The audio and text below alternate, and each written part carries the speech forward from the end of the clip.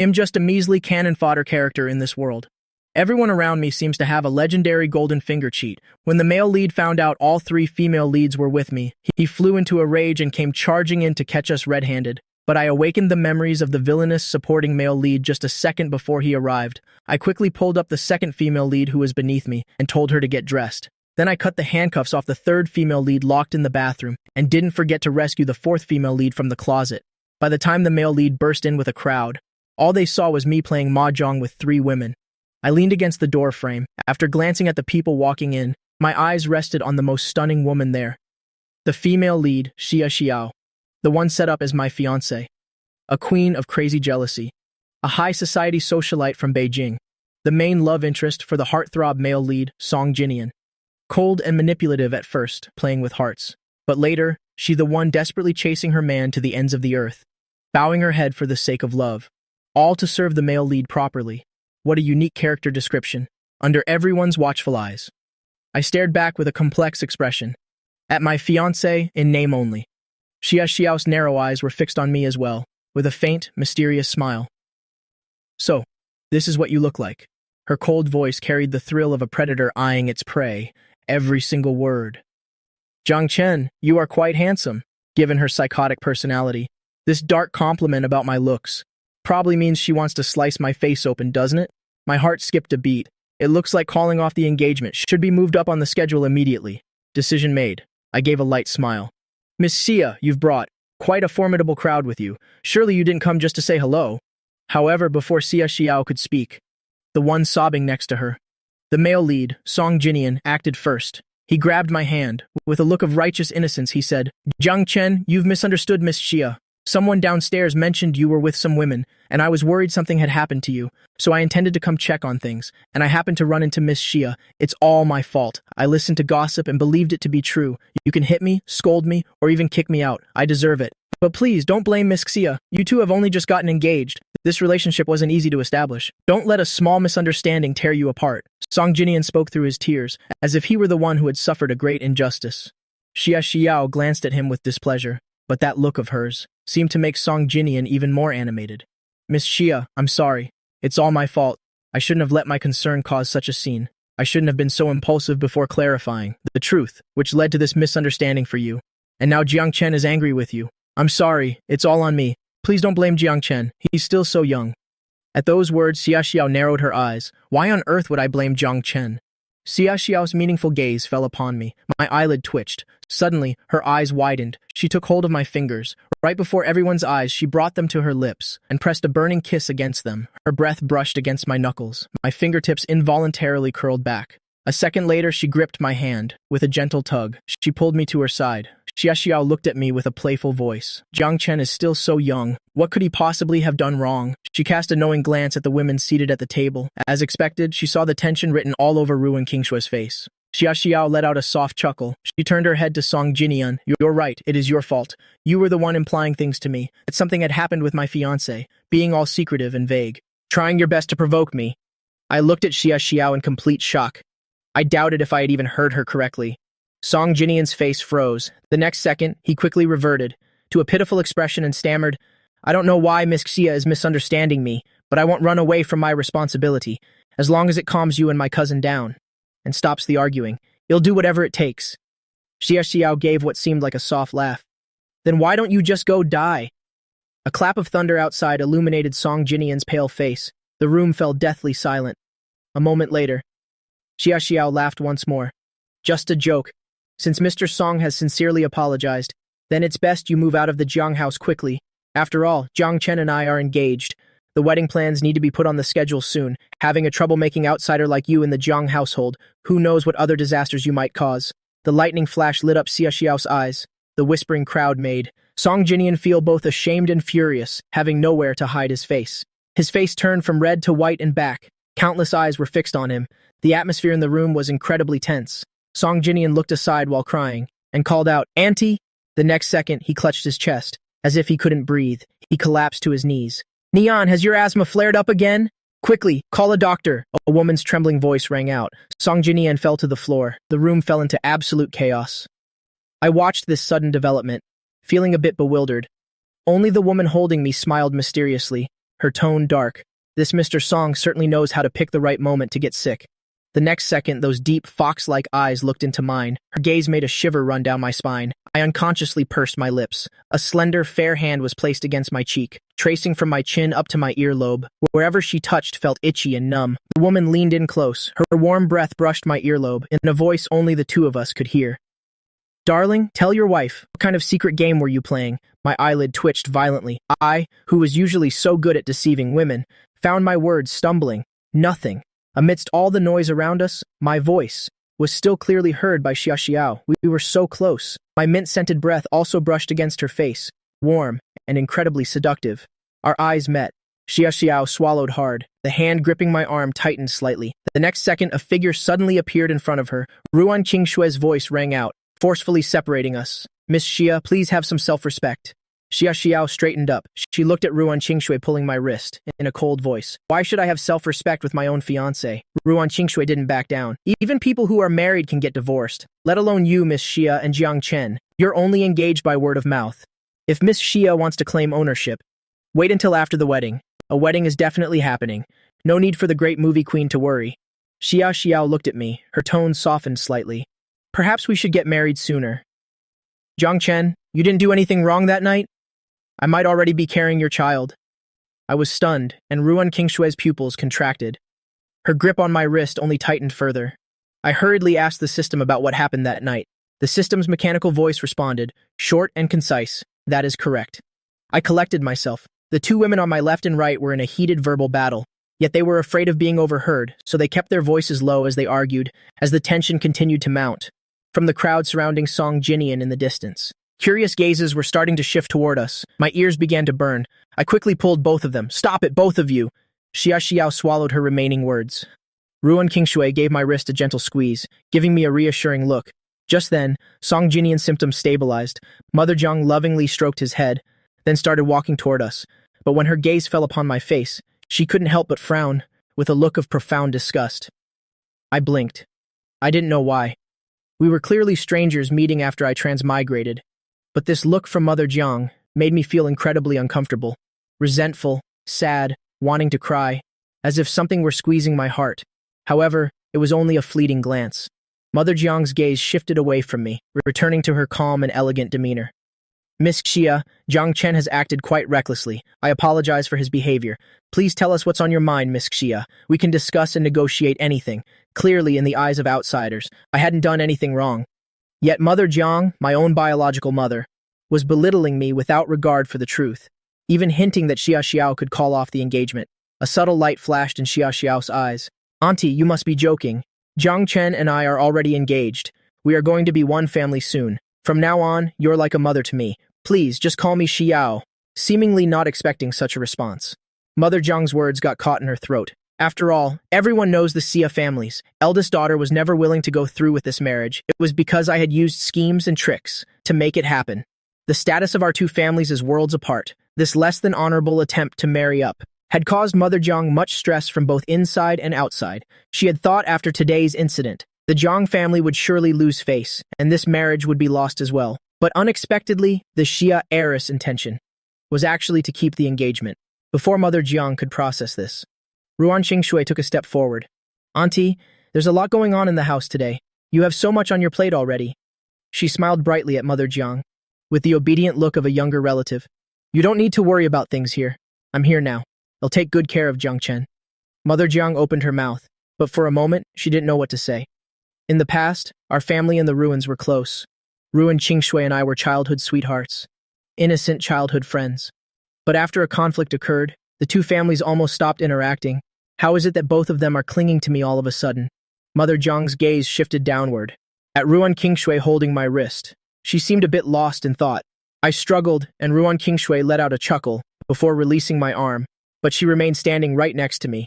She looked at Xia Xiao, her lips curling into a smirk. "Sorry, but Jiang Chen and I have been close since we were little. We grew up together. Jiang Chen was frail when he was young, so I was always the one holding his hand to and from school. Auntie, I'm sure you remember, I still haven't broken the habit after all these years." I just reached for Jiang Chen's wrist without thinking. "Miss Xia won't mind, will she?" Seeing her fake expression, Xia Xiao nearly ground her teeth to dust. "I don't mind." Having received a satisfying answer, Ruin Kingshui chuckled. She looked at me and continued her sarcasm, not even caring when someone else holds her fiancé's hand. Miss Xia is truly generous, isn't she? Xia Xiao clenched her fists. She was at her limit, completely at her limit. In the distance, someone shouted, "He's awake! He's awake!" Song Jinian's voice calling for Auntie echoed through the air again. Mother Jiang quickly responded. She greeted Su Wanru at the mahjong table from afar, then nodded to the two young women beside me, but as for me, her own biological son, she didn't even spare me a glance before turning to leave, along with the scattering sound of footsteps. The crowd began to disperse. Song Jinian was clutching his chest, being supported by Mother Jiang, but he still looked back once. "Auntie, but Jiang Chen, don't mention him." Mother Jiang's cold, loveless voice rang out. Song Jinian tilted his head and gave me a mocking smirk. With the sound of the door slamming shut, the figures vanished. The room was silent as the grave. There was a strange sense of peace. Xia Xiao followed me back to the mahjong table. Only now did she seem to notice the person at the table. She looked at Su Wanru and spoke. "Wanru, you're here too?" The Xia and Su families are longtime friends. The Xias are in politics, while the Xius are business tycoons. Decades of closeness and mutual support. The family elders even have marriage ties. The two families are inseparable. Xia Xiao is 2 years younger than Su Wanru. Both have been exceptional since childhood. They are prominent figures in the upper-class elite. They share a certain mutual understanding. They can't be called strangers, but rather rare, good friends in that social circle. Aren't you usually uninterested in these games? What gave you the urge to play around today? Just killing time with the youth. Su Wanru laid her tile face down. Her jade-like fingers reflected the room's light. Her beautiful, cold face remained expressionless. Xia Xiao raised an eyebrow. "Want to play around?" Su Wanru gave no reaction. Instead, Ruan Kingshui's clear voice rang out. "Jiang Chen, do you want to keep playing? You can take my seat." I shook my head like a rattle. I basically didn't even know how to play, if I sat down. Within a single round, tonight's charade would be completely exposed. I refused flatly. "I don't want to play. It's boring. I'm going downstairs for a stroll." The moment our eyes met, Ruin Kingshui realized something. She covered for me. "I happen to be hungry anyway. Go tell someone to bring me some food." I nodded, preparing to make my escape. Suddenly, a familiar cold voice came from the side. "Where do you think you're going?" I looked up at Su Wanru. Her phoenix-like eyes under the lamp glowed with a pale amber hue. The small mole on her nose tip shifted in the play of light and shadow. Her red lips curled slightly, with an expression that brooked no argument. "You were the one who gathered everyone. You can't just sneak away. Sit down." Outside, the rain was beginning to taper off. The room was unnervingly quiet. Several pairs of eyes were fixed on me simultaneously. I forced a dry smile. Ironically, Su Wanru was watching me with a playful smirk, as if she were waiting to see what I would choose. After all, barely 10 minutes ago, I had sworn an oath of devotion, stating with an admiring face that I was secretly in love with her. She was clearly testing me. I took a step forward and suddenly realized something was wrong. This old fox, Su Wanru, had she already figured out I was lying to her? Is that why she's putting me to the test? "Jiang Chen, sit over here." Ruin Kingshui's cheerful voice rang out. As she pulled a chair over to her side, Xia Xiao's voice was calm as she spoke. My fiancé will obviously be sitting with me. That white, ornately carved chair was being yanked back and forth between them. Neither of them showed any sign of letting go. Their competitive gazes clashed in the air. Ruin Kingshui's almond eyes curved slightly, but her words were like daggers. Speaking of which, the Xia heiress was so disdainful she didn't even attend the engagement party, and now she's suddenly in a rush to chase after our Jiang Chen. One wonders what her true intentions are. Xia Xiao's hand on the chair back suddenly tightened. She took the opportunity to look at me, seeing me staring at her with such concern. Xia Xiao's heart felt like it was about to melt. Last time, it had only been a hasty glance.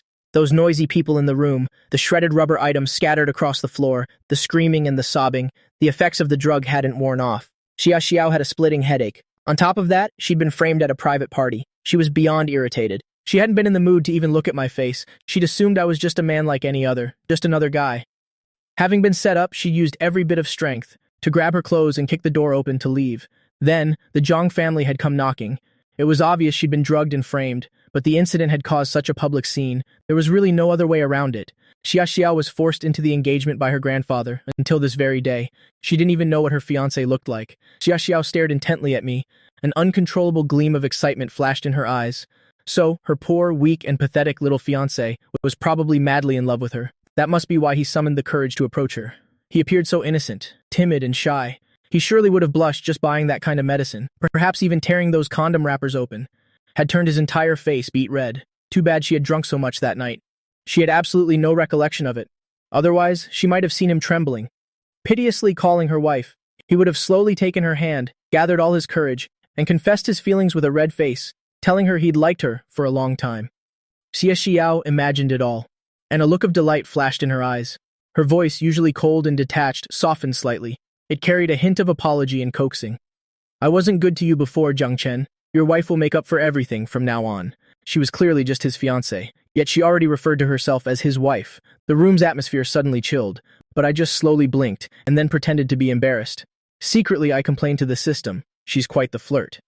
Seeing that I remained silent, Xia Xiao's gaze toward me became even bolder. She had only said the word wife, and her little fiancé was already this flustered. What if she pulled him into her arms and kissed him later? Clack. Something fell to the floor. Her train of thought was interrupted. Su Wanrao's flat voice rang out. That's enough.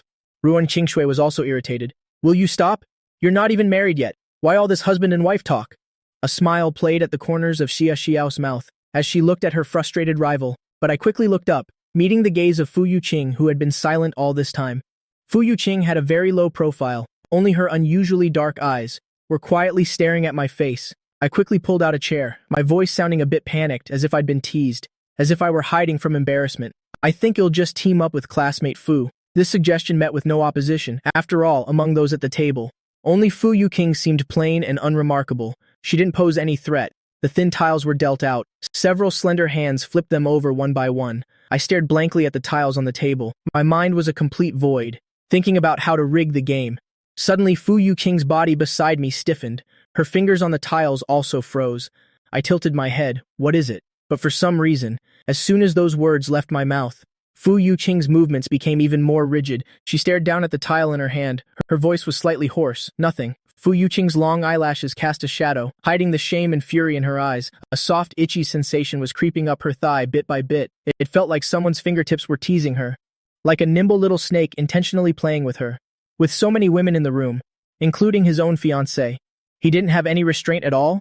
Did he think he could enchant Xia Xiao and Su Wanrao at the same time? Even Ruan Qingshui, who had cut ties with him, was now rushing back to be his sycophant. Did he really think he was that irresistible? Did he think that with a simple snap of his fingers, she would be just like those other women, rushing to be his lapdog? The slender, soft fingertips glided toward her inner thigh. Fu Yuqing was both embarrassed and furious. It feels even more different than when she was whipped before. Back then, I didn't even treat her as a human being. She would only feel resentment. But now, shamelessly using the table as a shield in front of everyone to deliberately tempt her. What is this? Is this a new way of tormenting her he just thought of? Or a new idea to torture her? Does he feel that making her kneel and whipping her isn't enough? Or does he feel that Xia Xiao alone cannot satisfy him, so he has to find another lover to serve him together? The numbing, itchy sensation continued to spread. Fu Yuqing's body trembled. Her breathing became several degrees heavier, yet I still acted as if I didn't understand anything. Raising my handsome face, I deliberately asked her, Fu Yuqing, are you not feeling well? As soon as the words left my mouth, 3 gazes like torches shone straight at her. Fu Yuqing felt like her ears were about to catch fire, with so many people watching. But my hand didn't retract at all. Not only that, the range of motion became increasingly larger, more and more excessive, as if challenging her limits. It was as if I wanted to do things in front of so many people that would make her lose face. Fu Yuqing's body stiffened. Her raspy voice tried to maintain its stability. It's nothing, I'm fine. Xia Xiao's narrow fox-like eyes squinted. She stared toward us, a dark light flickering in the depths of her eyes. You really don't seem to be doing well. I took the initiative to take the cards from her hand. Maybe you should go see a doctor. Let's stop playing for now. Fu Yuqing tried to endure, staring intently at my fingertips. She felt that tonight I was truly a male incubus. Otherwise, how could even the simple act of holding a single card, when done by me, have a kind of indescribable allure, as if deliberately hinting at her, intentionally making one hallucinate? A boom resonated from outside the window. The loud thunder pulled Fu Yuqing's thoughts back. Almost immediately, the numbing itch moved across her thigh again. Fu Yuqing suddenly looked up, staring at my fingers holding the cards. Wait, something's wrong. If it wasn't me touching her under the table, then who on earth was touching her now? Fu Yuqing held her breath, while taking the card back from my hand. It's really fine, young master, she said while quietly glancing down. Under the table, the feather ornament on my suit was swaying with my movements, brushing bit by bit against her leg. Fu Yuqing didn't know if it was shame or anger, or the disappointment of thinking she was being teased. Fu Yuqing gripped the cards tightly, her ears turning even redder. Watching them play a few rounds, I made an excuse to slip into the restroom, taking the chance to see if I could complete the mission. After all, if I truly dared to fool around with everyone in that situation, even without my fiancé taking action, I'm afraid the grand villainess Su Wanru would be the first to give a cold smile and then gloomily cut me down. In the lavish restroom, I dried my hands. Seeing Su Wanru suddenly appear, my eyes lit up. I was just agonizing over the mission. Isn't she delivering herself right to my doorstep now? The next second, the one wearing the black lace dress, Su Wanru, fully came into my view. Her beautiful face appeared under the light, lips thin and red, a pair of phoenix eyes that were too cold, completely an unreachable flower on a high mountain. But no one knew that the expressionless Su Wanru had a soft heart. In that moment when our eyes met, the unconcealed joy in my eyes had satisfied her. Does he like me that much upon seeing me? So much that even though he agreed to keep his distance, the moment he saw me, he still couldn't help but smile with his eyes, as if as soon as she appeared, those eyes were immediately lit up. The strings of her heart seemed to be lightly plucked. Su Wanru unconsciously approached me, stroking my chest. I immediately urged the system. Does this count as fooling around? The villain points remained steady at 0. Even this doesn't count? I acted innocent and increased the distance from Su Wanru, not forgetting to bite back. Su Wanru, you're hugging me? I looked at Su Wanru's face, my voice very soft. Why are you hugging me? The restroom was completely silent. Su Wanru didn't argue, nor did she push me away. She even unusually leaned down to press closer. I looked up with a bit of surprise. Su Wanru's gaze fixed intently on my face. After a moment, she suddenly pulled back. It turned out there was a piece of paper stuck to my head. Young Master Jiang truly distinguishes between close and distant. Su Wanru looked up at me, seemingly waiting for my explanation. I didn't call her wife. I looked into Su Wanru's eyes. Su Wanru, in my teenage fantasies, I should have been calling you wife. Her heart took a heavy hit. Those elegant phoenix eyes widened slightly. Su Wanru, you were the one who hated me first. Su Wanru looked at my lips, almost unable to look away, but then she snapped back as her heart suddenly raced. Her voice was strained. You're lying to me. Those phoenix eyes regained their sharpness. If you really liked me that much, why did you trap Xiao, only to end up in an alliance with the Xia family? So it's not that you like me, you just want to escape some responsibility, so you deliberately pretend to like me, just to win my sympathy. As Su Wanru spoke, she increased the distance from me. She must have been confused, clearly knowing she shouldn't believe me, yet still unable to stop her gaze from falling on me, as if she had been drugged. This unfamiliar state made Su Wanru uncomfortable, forcing her to try her best not to let her composure crumble, but seeing the heated gazes falling on me, she couldn't suppress the strange feelings in her heart. She even found a clumsy excuse, coming to the restroom just to see me, and using this jealous tone to say such embarrassing things. She's really smart. I complained to the system. What if I kiss her right now? Would she believe me? The mechanical voice of the system sounded. The grand villainess keeps herself pure, staying chaste for the male lead. Any contact with the opposite sex is a defilement to her, so you'd better not do that. I thought for a moment, then grabbed Su Wanru's arm, looking especially aggrieved. If I didn't drug her, would I have drugged you? Su Wanru. No one wants to lose face in front of the person they like. You already hate me enough. I don't want you to think I'm any lowlier. The trembling end of my sentence carried a hint of bitterness, like biting into a green apple on a branch in spring. Su Wanru's brow furrowed. I walked out without looking back. A single tear fell onto the back of my hand. Its heat was almost scalding. Su Wanru froze on the spot, staring at that tear. It was for the best. She comforted herself. Her best friend's fiancé, a mistaken and ill-fated connection she should have let go in the first place. But in the next second, my strong arms tightly embraced her waist. Su Wanru's movement stiffened. Su Wanru, I will forget you. Please don't tease me anymore. Her breath suddenly caught and a bitter taste rose in her throat. The woman's phoenix eyes flickered with confusion and struggle. Footsteps outside were followed by the sound of knocking. My nominal fiancé, Xia Xiao. The voice of her longtime best friend came from outside, bringing with it an approaching danger. Jiang Chen, are you in there?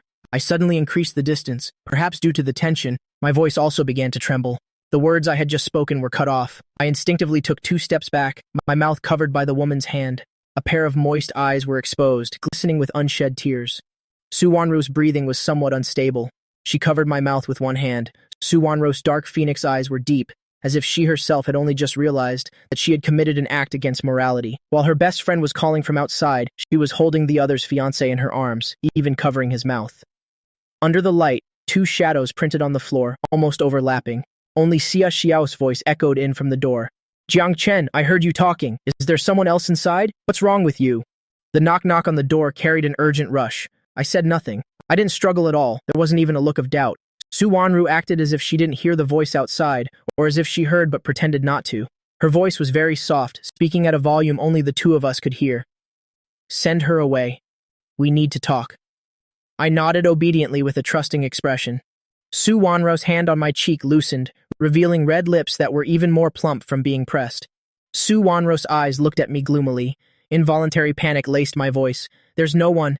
Miss Xia, I'm feeling a bit unwell. I'll come find you in a little while. The person outside was silent for a moment, but very quickly that familiar low voice sounded again, carrying a certain kind of concern. Jiang Chen, did you eat something wrong and get a stomachache? Do you need anything?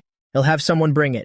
A concern that seemed seamless, yet the attitude was firm, without the slightest intention of leaving. My eyelashes trembled a few times. This time I was truly panicked. What a coincidence. These two, one inside and one outside, both came looking for me. I had just finished deceiving my fiancé who was catching me in the act, only to go and sell a sob story to the grand villainess. The mission progress had just budged a little. Before I could even catch my breath, death's scythe was hanging over my head again. I unconsciously pursed my lips, hesitating on what excuse to use to send her away. A shadow fell. Su Wanru pressed close to my face and asked, "Do you like her?" I turned my head in panic. My soft lips almost invisibly brushed across Su Wanru's cheek. Su Wanru was stunned for a moment, her whole body as if frozen. This time she quickly recovered her composure, continuing her unfinished sentence. Her intentionally lowered tone carried a hint of raspiness, sounding to others like a vibrating string, possessing an indescribable charm. She seems to care about you a lot, and is even engaged to you. If nothing unexpected happens, you'll marry, hold hands for a lifetime, and grow old together. You really should like her. It was clearly a narrative tone, yet for some reason, Su Wanru could hear from her own words a trace of jealousy. Su Wanru lowered her eyes, waiting for my answer. I looked at her innocently. Su Wanru's fingers twitched slightly as she thought absent-mindedly. Her best friend's romantic luck had always been flourishing, even without her. Marrying anyone is still marrying, detected a change in villainous value. The progress bar moved forward slowly. I raised my eyes, intending to slip away, like a heartless mission-completing machine. I expertly lowered my eyes and said self-deprecatingly, "You're right, Su Wanru. I really should like my wife." Those calm phoenix eyes suddenly contracted. I seemed to be hurt, the corners of my eyes slightly red. A tear shattered at the edge of my eye and spread through my pupil, as if through a thin layer of mist. I somewhat decisively pushed the person in my arms away, looking at Su Wanru with those slightly red eyes, yet speaking loudly to the person outside the door. "I'm feeling much better, Miss Xia. Could you please pour me a cup of hot water? I want to warm my stomach." The person outside happily agreed. Along with the receding footsteps, I turned and placed my hand on the doorknob, turning my head back to say, "It was you who wanted me not to like you, Su Wanru. It was you who couldn't see my feelings. You even wanted to break my hand. It was you who doubted my love for you, constantly testing me. Did you think that because I like you, I'm easy to bully?" My voice was very soft, carrying a certain vagueness. "I accept your blessing. I will grow old with Xia Xiao and be happy for a lifetime. Are you satisfied now?" Su Wanru was a bit dazed. She felt that the things happening tonight were all too strange. It seemed that since meeting me, everything had quietly slipped from her control. She clearly hated the type of impulsive young master like me the most. But for some reason, even though I had done more excessive things to her, tonight she felt that I wasn't detestable. She even felt that I was a bit pitiable. Pitiable when my eyes were filled with tears, pitiable when she covered my mouth. Just like now, looking at her with an expression on the verge of tears was even more pitiable. She clearly should have just brushed me off and left, but for some reason, she still stood rooted to the spot. She heard her own voice echo in the air, carrying a both familiar and unfamiliar warmth, apologizing to me. "Jiang Chen, I didn't mean that. That's exactly what you meant. After all, you already hated me anyway. You fundamentally don't like me. You find me an eyesore. Just appearing in your sight is already detestable. I'm already engaged. Su Wanru, I don't want to like you anymore. I will marry and go to bed with Xia Xiao. I will hold her and tell her I like her. And then have a bunch of kids." My unfinished voice was drowned in the air. A familiar scent enveloped me. I couldn't believe it and opened my eyes wide. The bright light piercing through the woman's hair illuminated me and left me a bit dazed. Su Wanru's breathing was frantic. She restrained herself and gave me a very light kiss. "Don't use those words to provoke me. It's my fault." I spoke without thinking. My eyes were wide and round. Su Wanru let out a sigh. She couldn't pretend to be tough in front of these eyes, so she had to soften her heart. "Break off the engagement with her, Jiang Chen. Xiao is heartless. She is definitely not a good person. The two of you aren't compatible." I blinked. Su Wanru's heart tightened. "Break off the engagement with her, Jiang Chen. He'll handle the rest. I won't let any bad blood arise between your two families. Being with someone you don't love is miserable. You're still so young you shouldn't fall into the abyss just because of anger. Like caring for a junior who has gone astray completely without any ulterior motive. If she wasn't holding me so firmly, kneading my lips, even kissing me so frantically, with eyes harboring a burning desire, I'm afraid I would have really believed her." A question mark wildly flashed in my mind, asking the system what she meant. Wasn't my engagement to Xia Xiao meant to facilitate her pursuing Song Jinian? Why is she helping me break the engagement? The system looked at the taskbar and explained seriously. Hello, host. The male lead at this point in time, Song Jinian and Su Wanru have little interaction and don't like each other yet. But in this world, the bond between the male lead and key characters is unbreakable. You're just a part of their game, so rest easy. After the system's comfort, I felt at ease. The powerful thumping of the woman's heart echoed in my ears. For some reason, being in this embrace gave me a momentary peace. This world seemed much friendlier to me. No sound of squeaking rats, no rustling of crawling cockroaches, no screeching of nails on ceramic tiles, no dampness of the humid weather, no smell of moldy sawdust. Even if I'm the villainous male lead causing trouble everywhere, I feel this world isn't so detestable. I just let my mind go blank, secretly leaning into her chest for a bit, relaxing completely, and reaching out to hug the woman back. But the woman holding me suddenly stiffened. Her heart couldn't help but soften, and she gently held me like a fragile porcelain doll. The elegant and beautiful woman lowered her phoenix eyes, strange ripples rising in her heart, only to hold me even tighter a moment later. My little fan is so pitiable, Su Wanro thought. After all, he has lonely liked me for so many years. So from now on, to make amends, she must quickly help him break the engagement and treat him twice as well. All right, my fiancé is about to arrive. I pushed her away, seemingly also realizing our inappropriate behavior. Ms. Su, those words of yours? I'll just consider them. The moment I faced those deep eyes, the words in my mouth faltered for a moment. Immediately losing my nerve, I will think it over carefully. I was a bit afraid. I was afraid the grand villainess would flip and then erase me from existence. Luckily, Su Wanru had let go of me and gently tucked the stray strands of hair behind my ear. Su Wanru curled her lips and instructed me, if you're going to break the engagement sooner or later, then stop calling Xia Xiao wife. Wife, my foot. Which ear did she use to hear me call Xia Xiao wife? The moment I pressed down on the doorknob, I was still grumbling in my heart. With a creak, the room door opened a crack. I peeked outside secretly, confirming no one was there before turning back, showing my usual obedient face. It's not convenient for us to go out together. Could you come out in a little while? Without even waiting for Su Wanru's agreement, I slammed the door shut. Xia Xiao's smiling voice suddenly rang out. I jumped as if I had a guilty conscience, quickly turning around, facing Xia Xiao's deep almond eyes. She asked if the doctor was ready and if I needed her to help me over there. As she spoke, she reached out her arm. Xia Xiao's skin was very pale. I quickly glanced at it and shook my head. I wasn't quite sure in that hurried moment just now if Xia Xiao had seen Su Wanru in the room, but this was no place to linger. I'm much better, Miss Xia. Thank you for the tea. I can manage on my own. I reached out to take the steaming cup, but Xia Xiao's fox-like eyes curved in a smile as she suddenly grabbed my fingertips, leading them a short distance to gently touch the steam rising from the cup, swallowing up every inch of my finger. The enveloped finger curled slightly, yet Xia Xiao maintained her gaze without moving. I looked at her, finally realizing why she wouldn't let me take the cup, so I thanked her very sincerely. Thank you, Miss Xia. It's quite hot. Those cunning fox eyes of Xia Xiao had a moment of depth, drawn in until she couldn't look away. Her pitiable and weak little fiancé, to some extent, completely fit her taste. Handsome, slender, pitiable, even his way of acting spoiled suited her preferences perfectly. I didn't know what she was thinking. I just pulled my hand back after being hit by the heat. I was wary of Su Wanru behind the door, not daring to find a chance to continue completing the mission. Can we talk somewhere else, Miss Xia? Xia Xiao let out a chuckle. Jiang Chen and I are already engaged. Calling me miss, he sounds a bit distant. After all, we'll be getting married sooner or later. Jiang Chen, you can call me wife. My pupils contracted in shock. He Xiao laughed again. You're still young. I'm 3 years older than you. You can also call me sister. I chose a middle ground and spoke tentatively. Sister Xiao. He Xiao hummed in response. She didn't let go of my hand at all. Little brother Jiang Chen. I was speechless. Half an hour ago she was catching me in the act. Now suddenly, it's all sister and brother. Isn't this a bit too intimate? He Xiao and I were outside, separated by a door. Su Wanru was inside, eavesdropping. Su Wanru is older and full of schemes. Her mind is constantly plotting. I was afraid that talking more with He Xiao would make Su Wanru restless. So while pulling He Xiao's sleeve, I tried to lead her out, but just as I lifted my foot, He Xiao pulled me back, keeping me in place. Jiang Chen, you need to explain what happened that night. I didn't react in time. What story? He Xiao narrowed her eyes and smiled at me. Her voice was at a moderate volume, just enough for someone a few steps away to hear clearly. That night we both got drunk and that accident happened. I was very satisfied. It felt wonderful. My mind went blank. Why did she suddenly bring this up? We were just discussing if the water was hot. Now we've suddenly jumped to this. Isn't her train of thought a bit too erratic? I'm glad you're satisfied. Let's go now. I hurriedly pulled her away from there.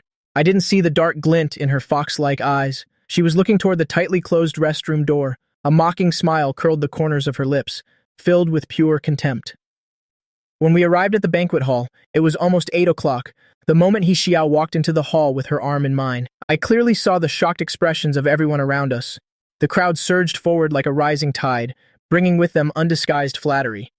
If the system hadn't already told me about my character setting, judging by this level of popularity, I might have actually thought I was the heartthrob male lead of this book. He Xiao seemed very interested in me. She would occasionally ask me about things from the past. I didn't dare to answer too quickly. I could only respond with the system's guidance, speaking slowly. I probably looked a bit dim-witted. Maybe He Xiao also felt I was a bit slow, so she drove away the people coming to offer me drinks. And despite my repeated refusals, she saw me to my car with a hint of regret. The driver expertly steered onto the highway. The Jiang family villa is in Zhenyuan, a secluded villa with a fresh environment. I got out of the car quietly, holding a black umbrella.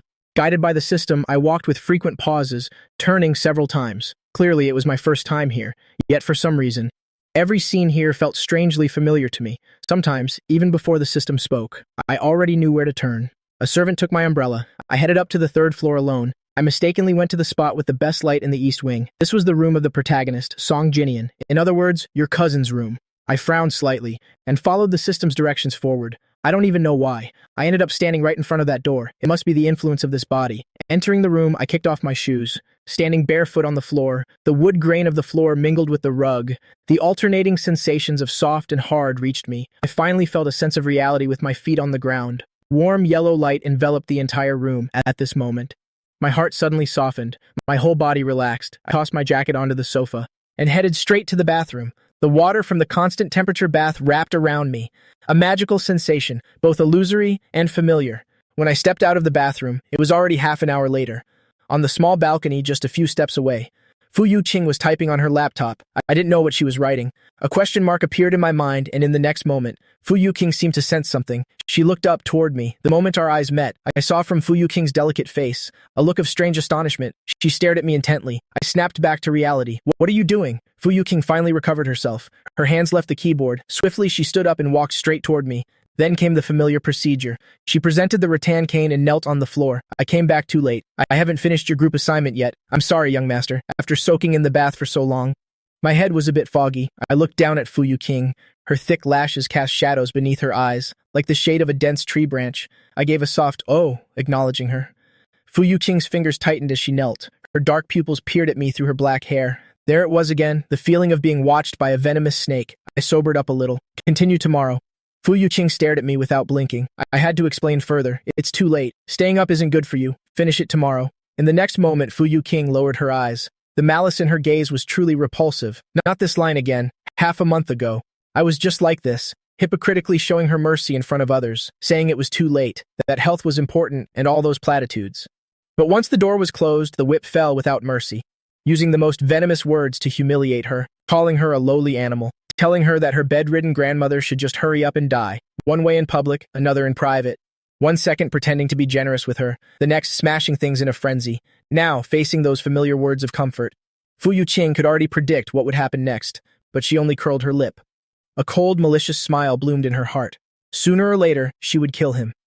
Why aren't you getting up? My voice rang out. The wounds on your body haven't healed yet. Go and apply some medicine. Fu Yuqing's eyelids trembled. A look of I knew it appeared on her face. This man, underneath this mocking feeling, for some unknown reason. She still couldn't suppress a sense of disappointment. The person with crinkled eyes, the radiant smile, the man who had wrapped her tightly in a towel. It truly was just a dream she had imagined. I was forever cruel, forever ruthless. Fu Yuqing stood up decisively and quickly walked in another direction. A moment later, she brought an exquisite starfish-shaped bottle and asked me, "Will the young master apply it, or should I do it myself?" I was originally a bit sleepy, but the swollen, torn wounds on Fu Yuqing's body were truly horrifying. Some spots had already scabbed over. The friction from her clothes had started the bleeding again, making that patch of skin flush a deep red. Although I didn't cause any of this, now that I've transmigrated here, I have to clean up this mess. I reached out and took the bottle. Let me do it. I don't know what kind of antiseptic this is. Why is it in such a cute bottle? The outside was even decorated with little diamonds. It didn't look like professional medical supplies at all. I twisted the cap. Just as I loosened it slightly, a pungent smell hit me, assaulting my nostrils. It was so strong it made my eyes water. I asked her, dazed, "What is this?" A mocking smile tugged at Fu Yuking's lips. "Extracted chili essence. The ingredients are sourced from India, typically used to make pepper spray." She leaned in slightly, asking me gently, as if she were the one pitying me, "Are you all right, young master?" Tears streamed down my face uncontrollably. Chili essence? Damn it! And kept in this extremely misleading bottle. What on earth was the original owner thinking? Was he mentally ill? I tightened the cap back on, and asked Fu Yuqing, "Weren't you getting medicine? Why did you give me this? Why must the young master ask when he already knows?" "I already know? Just get some iodine or Yunnan Bayao or something. You're injured." My words came to a sudden halt. After a long pause, I spoke softly, asking her in disbelief, "Whenever you were hurt before, did I always apply this to you?" Fu Yuqing looked at me and let out a laugh. She seemed too indifferent to answer. The smile didn't reach her eyes. Creepy-crawly shivers snaked up my spine. She couldn't pinpoint the source of this horror. Was it because of Fu Yuking's gaze, or the thought of using chili essence on an open wound? My head felt like it was buzzing with bees. The cruelty I had imagined was things like withholding food, delaying wages, or verbal abuse, or making her run endless errands. But it turns out real cruelty is beating someone until their skin is torn and bloody, leaving not a single inch of unscarred flesh, bright red wounds, raw and exposed, then forcing them to kneel under a scalding shower. And even when the water is turned off, new forms of torment are already waiting for her, like this chili essence in my hand, or endless other tortures. I looked down at the starfish bottle gripped in my hand. Then, under Fu Yuking's calm gaze, I quickly took a few steps forward. With a thud, I tossed it into the trash. There are 100 ways to bully someone. There's no need to be this inhumane, even if it were a stray dog being cruelly whipped until its skin was raw, and having hot water poured over it, while applying chili essence. I couldn't just stand by and watch, and at least a puppy knows how to howl. But Fu Yuqing only knows how to be silent. I let out a long breath. Only then did I realize Fu Yuqing had been staring at me the whole time. I dusted off my hands, as if afraid something had stuck to them, until I had dusted off the non-existent residue. I reached out, intending to touch her wound, but then I feared it would hurt her. I spoke up and apologized. "I'm sorry, I went too far. I won't bully you like that anymore, so don't be afraid." Fu Yuking's eyes flickered slightly. Her dark pupils slowly scanned across my handsome face. Fu Yuqing slowly raised her hand. Her palm felt warm. Many servants had gone to help with the Jiang family banquet tonight. The house was very quiet. Furthermore, it was raining outside. Even if one truly wanted to kill and hide the body, it would be very easy to conceal the traces. Fu Yuqing raised her hand inch by inch and placed it on my neck. Her red lips curled slightly, thinking happily. Press down, tighten. Watching me struggle like a dying fish, then snapping my neck gently. Fu Yuqing's long, thick lashes cast a shadow, hiding the emotions at the bottom of her eyes. I looked at her, not understanding why Fu Yuqing suddenly wanted to touch my neck. The villainy points changed. I couldn't help but curl my lips. My mood was excellent. I didn't stop Fu Yuqing's actions, just kept looking at her asking, "What's wrong? Is there something dirty on me?" There was a moment. A scream erupted in Fu Yuqing's mind. Malice began to boil once more. "It's a petal, young master," Fu Yuqing's voice rang out flatly. She then removed a blood-red rose petal and held it before me. I didn't know what I said, but I gently touched her palm. The act of picking up the rose petal felt like the soft tail of some small animal, lightly scratching there. Fu Yuqing felt an indescribable itch in her heart. She looked at me and suddenly curled her lips slightly. How interesting. She had changed her mind. With such a handsome face and such a wicked heart, yet he deliberately acts like a hypocritical good person. I shouldn't kill him so easily. Fu Yuqing smiled at me. "Young master, you should get some rest." The smile on her lips did not reach her eyes. Her deep eyes glittered with a dark excitement. Even her mind felt as if it had been zapped by electricity, screaming a certain thought. She wouldn't kill him. She should play with him, make him pay for what he's done. Late at night, I sank into the soft blankets and fell into a deep sleep. I started dreaming again. My parents' faces in the dream were blurry, holding my hand. I was wearing soft overalls, skipping along while swinging my parents' hands. My face was full of happy smiles, the sound of cicadas, the sound of music. My mother, in a cheongsam, leaned down to kiss my cheek. I didn't know what she said, but I could clearly feel it. Both my parents loved me very much. I swayed within that blissful dream. Every step felt like treading on colorful clouds of cotton candy, while just a few steps away, Fu Yuqing was not asleep. She was sleeping on that small, soft sofa, wrapped in my blanket. The room was very dark. One could only vaguely see the silhouette of the person on the bed. Fu Yuqing watched that direction quietly for a while, looking into the darkness before her with a dazed expression. Does he really want to become a better person? Fu Yuqing curled her lip in the dark. A trace of tenderness flickered in her eyes. At our first meeting, I was like the bright moonlight, pulling her out of the abyss. She thought she would spend her whole life repaying me when she grew up. But who would have thought that at our second meeting? I seemed to have become a completely different person. Or maybe he felt that kind of concern. The childish games of mountain kids was just too boring, and thus his true face was revealed. The next morning, I was having breakfast downstairs. Suddenly, I heard a slight noise behind me, followed by a familiar voice. "Auntie, please be careful. The floor here is a bit slippery." I tilted my head to look. Outside the dining room door, Song Jinian was taking a towel from a servant, vigorously wiping a small puddle in front of Mother Jiang. "Jinian, there are so many servants in the house. You don't need to do this yourself. Please, stand up. Auntie, servants work for money. They're always careless. You just had a fall not too long ago. You've just finally recovered. If you were to slip and fall here again, it would be a major problem."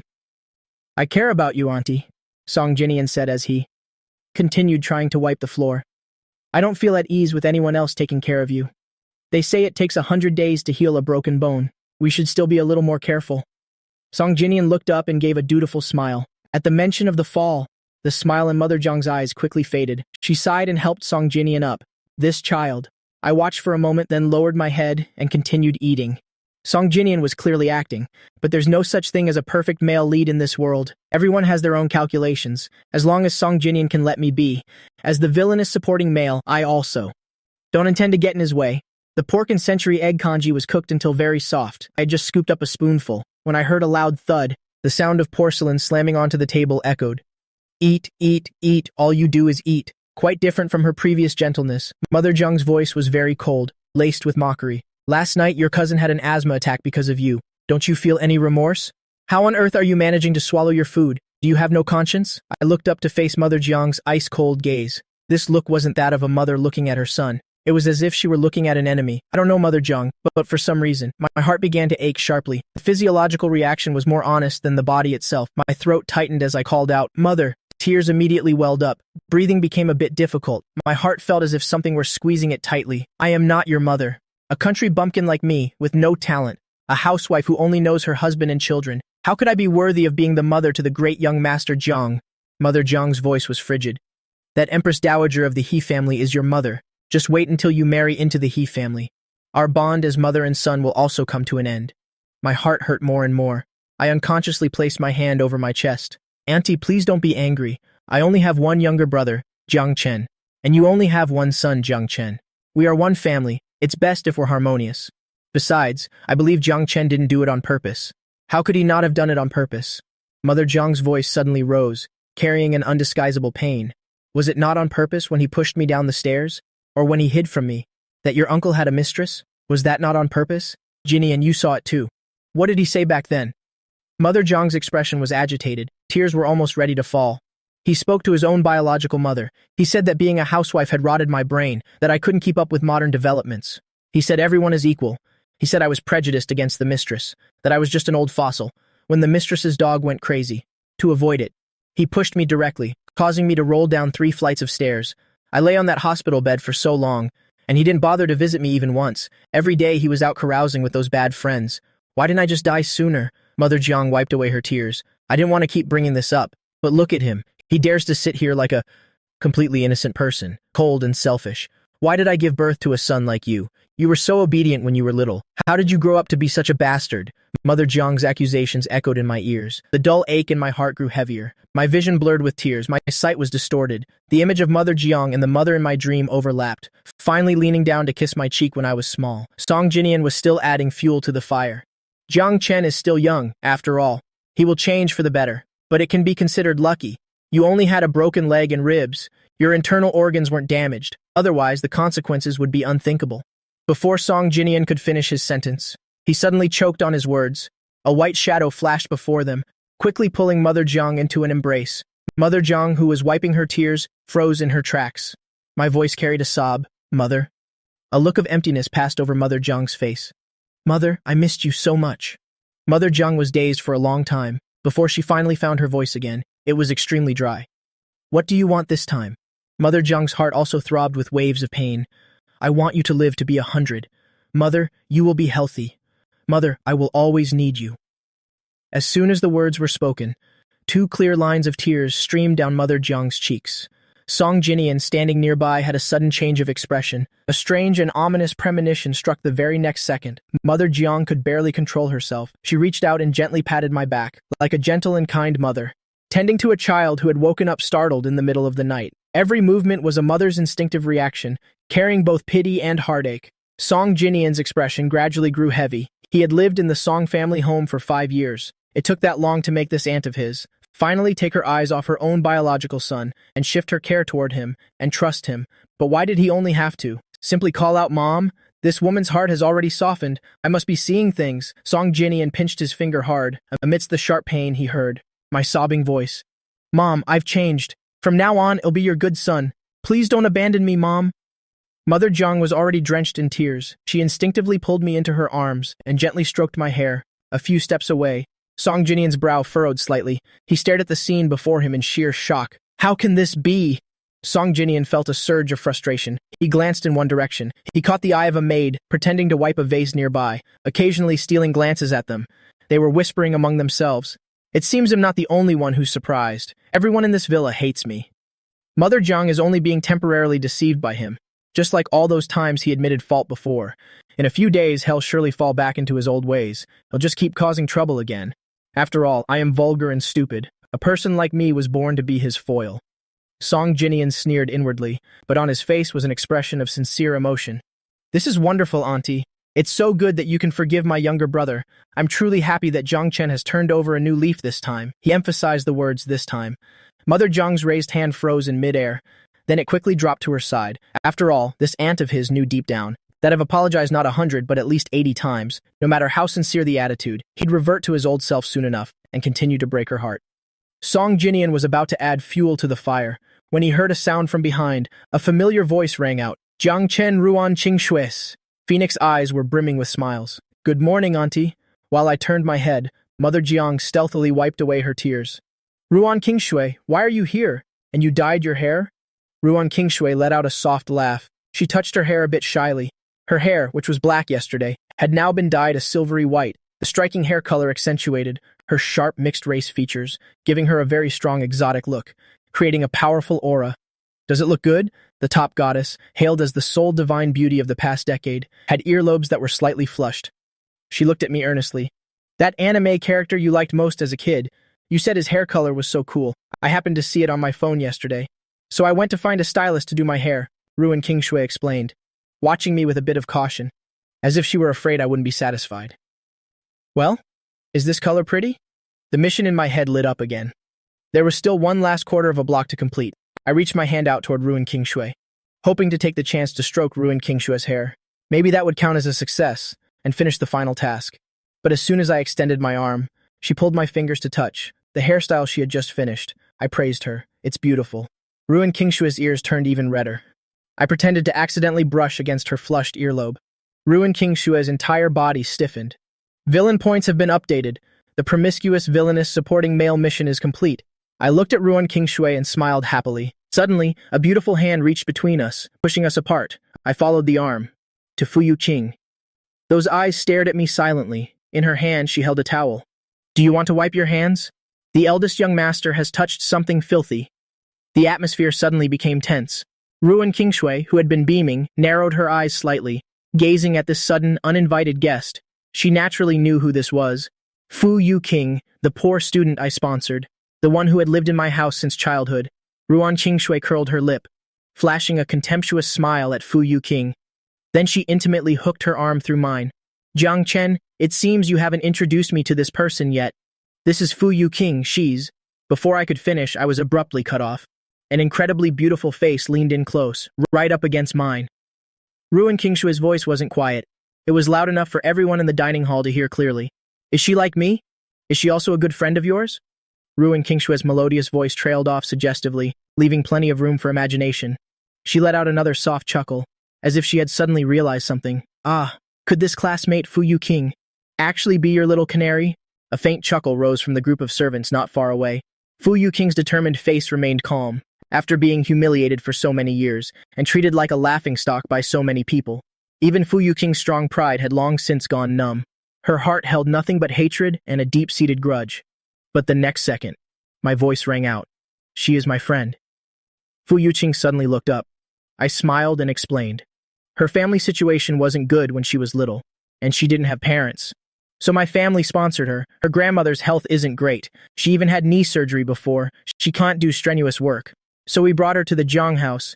She's a truly exceptional girl. Her grades are outstanding. Even the professors admire her. Her classmates all like her. With every word I spoke, Fu Yuqing's fingers tightened a bit more. Her dark eyes grew wider and wider. She stared at me, trying to find even a hint of hypocrisy on my face. But no matter how hard she tried, she could only see me with a sincere expression, praising her with sparkling eyes. Mother Jiang also looked at me in amazement. Could Jiang Chen really be saying these things? He can finally see the light in others, or perhaps this time he truly wants to change. Mother Jiang's heart was in a turmoil, as if it had been struck by something. She couldn't help but curl her lips. Her gaze turned gentle. The next second her arm was suddenly grabbed. Song Jinian's voice whispered in her ear, "Auntie, the doctor is here. He's here to examine me." Mother Jiang nodded, but her eyes remained fixed on me. A flash of jealousy crossed Song Jinian's eyes. "Ah, that's right, Auntie. I noticed Xiao Qing's arm injury looks quite severe. Jiang Chen doesn't know his own strength. It would be bad if it left a scar. Why don't we have the doctor take a look at her too?" With that, Mother Jiang's gaze finally moved away from me. She looked at the exposed part of Fu Yuqing's arm. The slender, strong arm was covered in whip marks. The welts were swollen. It was a frightening sight. Mother Jiang's elegant brows furrowed. Song Jinian was finally satisfied. By the time Ruan Qingshui regained her composure, my praise for Fu Yuqing had shifted from, "She is pitiful," and "She is excellent," to "Her future will definitely be brilliant." Ruan Qingshui felt a sour taste in her mouth, and her heart felt just as bitter. When I finally finished my praise, Ruan Qingshui sourly replied, "Is that so?" She looked at me, her phoenix eyes glistening with unshed tears. "You defended her for so long. She called me filthy, and you didn't even care." "It's okay, Jiang Chen. I'm not feeling slighted. After all, I'm your childhood best friend." She glanced at Fu Yuqing and said with a smile, "I'm not like some women, who are narrow-minded and throw tantrums, only knowing how to hide behind a man's back. I'm thick-skinned. Even if someone scolds me 10 times, I won't take it to heart. I certainly wouldn't want to make things difficult for you." Jiang Chen. Ruan Qingshui pushed me toward the other side. "Look, you talked so much just now. Your throat must be dry. I've already prepared your favorite drink in the car." While Ruan Qingshui was rambling, I reached out my arms toward Mother Jiang and hugged her. Mother Jiang's movement stiffened slightly. "Mom, I'm going to study hard today. When I get home, can I have the reward of a home-cooked meal by you?" Mother Jiang's heart almost skipped a beat. She was overwhelmed by the unexpected affection. "You want to eat my cooking?" Mother Jiang's eyes lit up. Her voice trembled slightly. "Of course, what would you like to eat?" I grinned at her. "I love everything you cook, Mom, but tonight I really want your crispy roast goose." Mother Jiang was so moved she was flustered. "Okay, I'll go to the market right now." Mother Jiang rushed to the farm to pick a free-range goose. After calling the driver, she hurried away, without sparing a single glance at Song Jinian beside her. Song Jinian clenched his fists, glaring resentfully at Mother Jiang's departing back. The next second, a gaze fell upon him, making him feel like he had thorns in his back. Song Jinian slowly turned his head and saw me staring at him with a scrutinizing look. "Song Jinian, I know what you're plotting. Dare to touch my mother, and you're dead meat." Song Jinian's expression froze. His breathing became uneven, but since Ruan Qingshui and Fu Yuqing were still there, Song Jinian could only look at me with a weak expression. "Jiang Chen, I know you don't like me being close to Auntie, but I truly care for her too. Don't you have your own mother?" My voice was ice cold, laced with mockery.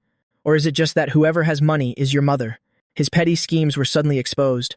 Song Jinian's face turned pale. "Jiang Chen, you." His eyes darted around. He weakly clutched his chest. "Jiang Chen, I know you don't like me, but you can't slander me like this. You're always making Auntie angry. She's cried countless times, day and night. My heart aches for her too. I just wanted to be good to her in your stead." He looked toward Ruan Qingshui with pleading eyes. Seeing that Ruan Qingshui was ignoring him, Song Jinian shifted his gaze to Fu Yuqing. Fu Yuqing had been bullied by me for so many years. She would surely understand him. Seeing him being bullied would definitely awaken her hatred and make her take a cruel revenge on me. Ideally, she'd just stab him to death. Song Jinian thought with a heart full of malice. Sure enough, Fu Yuqing was looking at me pensively. Her gaze was dark. Fu Yuqing looked down and sneered, ugly and noisy, intending to take me out today. Ruan Qingshui drove a Porsche 911. Ruan Qingshui took a few steps toward her car. She opened the passenger door and patted the seat. "Jiang Chen, you sit here. And you." I turned around. Suddenly, I felt myself bump into something, accompanied by Fu Yuqing's sharp intake of breath. Looking closer, the scar on the back of Fu Yuqing's hand was bleeding. Before I could even speak, I saw Fu Yuqing's expression remain unchanged. She covered the back of her hand and said calmly, "I know how to drive. I can follow behind you. I'll pick the young master up after class." I object. You're already injured. No more driving. Get in the car too. Fu Yu-king hesitated for a moment. Ruan Qingshui commented with a cold laugh. Fox spirit. I didn't hear clearly what Ruan Qingshui said, because Fu Yu-king's voice rose again. The two voices overlapped. My injury is fine. I'm used to it. As soon as she said used to it, I immediately remembered who had done those bad things, and I started to feel guilty again. No driving today. Wait until the wound heals. I reached back and pulled Fu Yu-qing. The thin woman was stunned. There was a fragility to her, almost pale. Fu Yu-qing carried my backpack. Her eyes beneath her bangs were a bit melancholic. She seemed to hesitate. I get car sick. Young master. That's easy. You sit in the front seat. Fu Yu-qing nodded. She walked straight to the passenger seat and looked toward Ruan Qingshui. Sorry for the trouble, Ms. Ruan. Ruan Qingshui clenched her fists. Damn White Lotus, damn green tea bitch. Ruan Qingshui held the car door with one hand. Her voice was squeezed through her teeth. It's no trouble. It's strange, really. It was fine when we came out just now. Ruan Qingshui looked at her and laughed. What a coincidence, don't you think? As soon as the car was mentioned, the wound reopened. Classmate Fu, you didn't do that on purpose, did you? Fu Yu-king lowered her eyes upon hearing this. She tilted her head to look at me. She was naturally slender, with black hair and red lips, looking at others so submissively with her head bowed. It was easy to make people feel pity for her. She didn't answer Ruan Qingshui's question directly. She only gazed at me quietly with those eyes. She asked softly, Do you think of me that way too? Young master, with such a low voice, combined with those downcast eyes, and her cold, pale, fragile-looking cheeks, she looked like a poor victim being bullied. I poked my head out from the back seat, looked at Fu Yu-qing, then looked at Ruan Qingshui, judging fairly. All right, Ruan Qingshui, don't bully her anymore.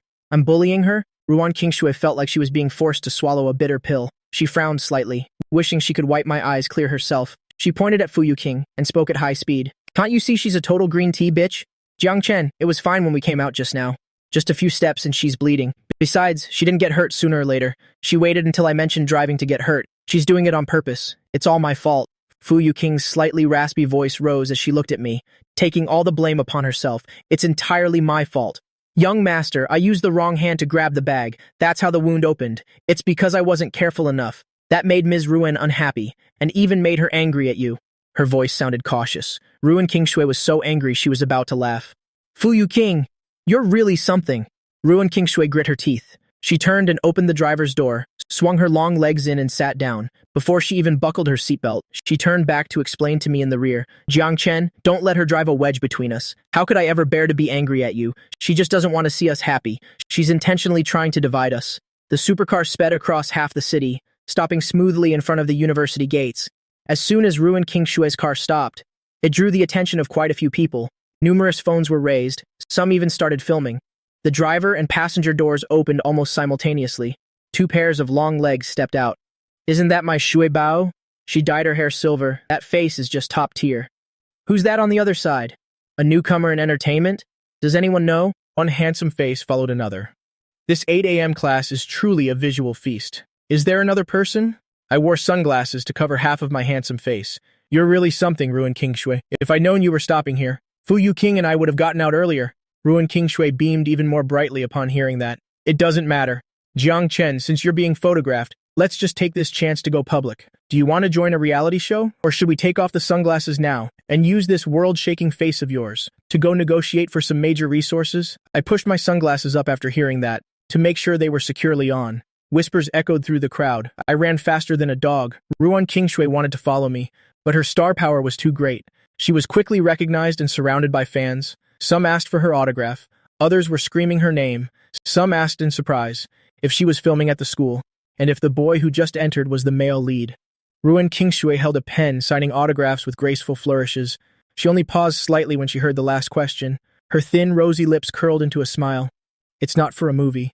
She looked toward the direction where someone's figure had disappeared, and admitted with a smile, but he certainly is the male lead of my life. Since I'm still chasing him, I'd like to ask everyone to help me keep it a secret. This morning's class was a general education course. I entered the classroom first. Fu Yu-king followed closely behind.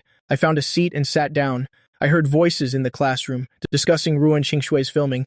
I cast a curious glance in that direction, and received several discreet glares, along with some malicious complaints. Hilarious. He's such a clout chaser, deliberately dressing just like her. Well, his family has money. He can wear whatever he wants. Gross. On one hand, he spreads rumors about Ruan Qingshui online, intentionally slandering her. On the other, he mimics Ruan Qingshui's boyfriend's clothes. Is someone acting out a script like this? Really not afraid of a mental breakdown? Could it be that he acts like he hates her to destroy her, but is actually a longtime stalker fan? How pathetic. Everyone knows that in Shuibao's heart. There's only her handsome childhood friend. Shuibao is so pitiful. Her childhood friend died young. Our girl lives like a widow every single day. I listened for a while without blinking or flushing, completely unaware that I was the one being cursed at. But after hearing the last sentence, I suddenly turned to look at Fu Yuqing. Ruan Qingshui, is she going around telling everyone I'm dead? Fu Yuqing had just taken out her laptop. She was caught off guard by my gaze. Her heart skipped a beat.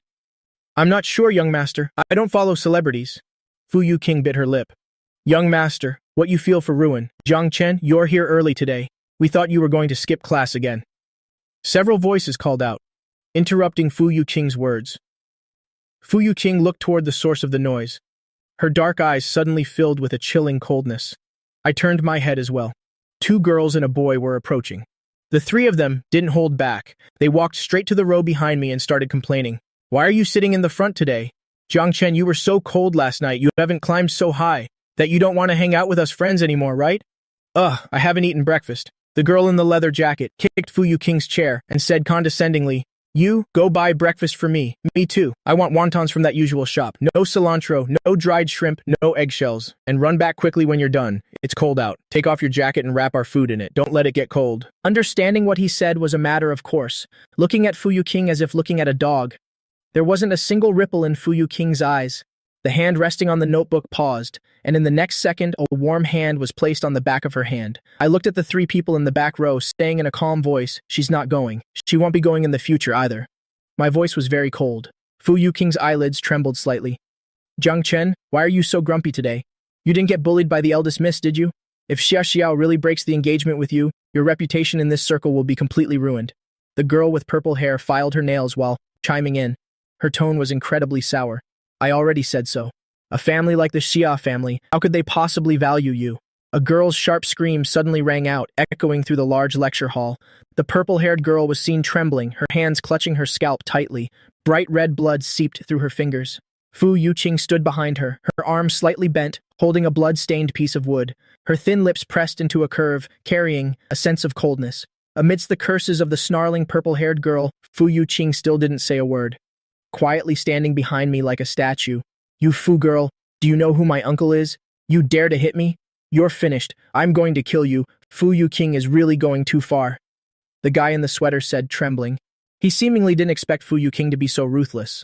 But when his gaze shifted back to me, his tone turned reproachful. No way, Jiang Chen. You're actually just sitting there? You can't even control a dog. Hurry up and make her kneel down and apologize to Kelly. The girl with curly hair also frowned. Jiang Chen, you let someone like Fu Yuqing hit Kelly? What is her status and what is ours? Isn't this a direct slap to our faces?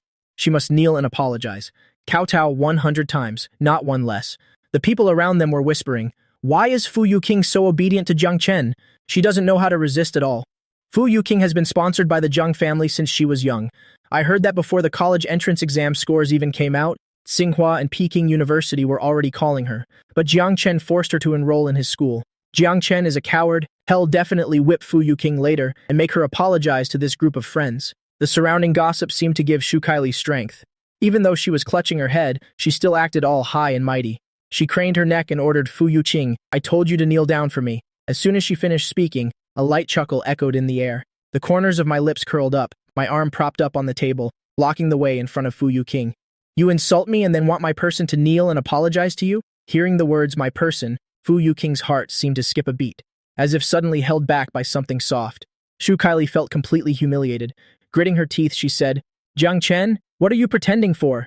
You don't actually think you're the Xia family's son-in-law, do you? An idiot like you with a brain kicked by a donkey? No one would want you even for free. The eldest miss hates you to death. She didn't even show up for the engagement ceremony. Did you think we wouldn't know? Let me tell you, after you've humiliated me like this today, it'll absolutely never let you have a moment's peace. Slap a crisp sound of a slap, cut off Xu careless cursing. I shook my hand, speaking in a calm voice. Isn't your mouth very foul? Keep talking. An eerie silence filled the air. Eyes watching for entertainment were everywhere. Shu Kaili clutched her cheek where my handprint lingered, both ashamed and furious. Her whole face turned beet red. Shu Kylie's gaze swept toward the door and she immediately burst into tears. Dean, I realized something. Immediately turning around, only to unexpectedly see a tall, cold figure standing at the door. My pupils dilated slightly. Su Wanru, why is she here? Haha, Miss Su, what a surprise, what a surprise. Along with a simple-sounding voice, I finally noticed that next to Su Wanru, there was also a pot-bellied man following her. His expression was somewhat awkward as he wiped the sweat from his forehead. The quality of our school students is very high, but young people are full of energy and easily impulsive. Exchanges of words might lead to some conflict. It won't affect your class. He'll handle it immediately. What's going on? The woman's deep, cold voice echoed in the classroom. Her voice was neither fast nor slow, carrying a heavy sense of oppression, especially when her gaze swept across. I met Su Wanrou's eyes, feeling unaccountably guilty. Jiang Chen, it's you again. The pot-bellied man glanced over, immediately guessing 80 or 90% of the story. He stepped forward a few paces and said, Call your homeroom teacher here. Also call your parents to come. Follow me to the office. And this injured student, go to the school infirmary to get the wound treated first. The dean hurriedly gave a few instructions, then turned back with a bright smile. Miss Su, you may begin your lecture. I'll take care of these students' matters. After speaking, he glared at me again. What are you still standing there for? Hurry up and go. I secretly peeked at Su Wanru, only to catch those narrow, long phoenix eyes. I lowered my head, obediently following behind the dean, toward the door where Su Wanru was standing. Shu Kylie stopped her cursing too, making pained sounds and acting pitiful. While exchanging glances with the other two, she glared aggressively at me. In the next second, I suddenly stopped, my eyes curving as I smiled at Su Wanru. Young Ant, this cry of young Ant was earth-shattering. The dean walking ahead turned around blankly, looking a bit confused. Shu Kylie, following behind, was like she'd been struck by lightning, her pupils widening. Only Su Wanru, called Young Ant, looked at me with a half-smile. At the moment our eyes met, I discreetly sent her a look for help. Miss Su. The dean's voice was a bit hesitant. Are you and student Jiang actually related? The woman raised her eyebrows into a curve, not answering directly. Instead, the corners of her lips curled slightly as she reached out a hand toward me. Come here, nephew. With a stiff scalp, I stepped forward a few paces. Su Wanru's voice was still cold, but I could hear the teasing in it. We are related. After all, our Jiang Chen even uses his first birthday wish every year to pray for my safety. Su Wanru's commanding gaze fell upon me. Her smiling tone lingered a bit, word for word. Good boy.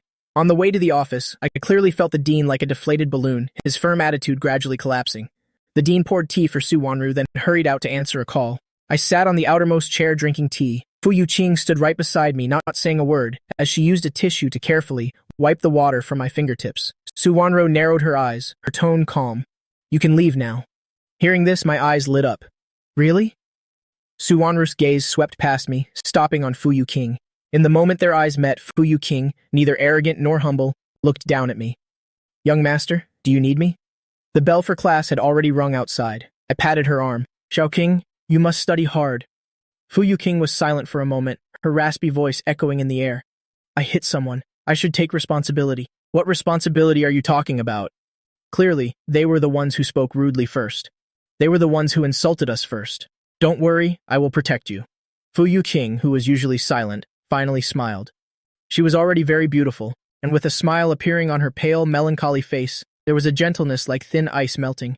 Thank you, young master. With a click, Fu Yuqing's footsteps vanished as the door closed. I turned my head, facing Su Wanru's gaze. Why are you looking at me like that? Being stared at by her gave me the chills.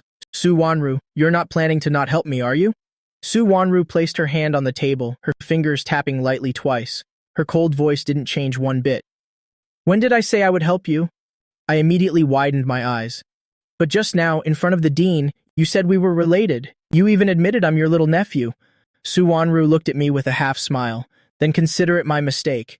The Su family's descendants are always obedient in front of me. No one has ever dared to flirt in front of me. I don't have the kind of nephew who, right after confessing, goes and falls in love with someone else. This kind of nonsense she was spouting left me feeling a bit confused. Su Wanru, I'm not in a relationship. She's a classmate I'm sponsoring. Her family background isn't good, so she's been at our house since a very early age. Su Wanru took a sip of tea, her tone calm. Then why were you two making eyes at each other? All that you protect me, I protect you stuff. I blinked, understanding immediately. Su Wanru was definitely feeling uncomfortable. For a favored daughter of heaven like her, it was only her place to look down on others. How could she let someone else dump her first? Surely my actions just now had hurt her pride, which is why she was being so sharp-tongued. I slowly reached out my hand, tugging at Su Wanru's sleeve, and in the next second, Su Wanru's cold voice rang out again. What?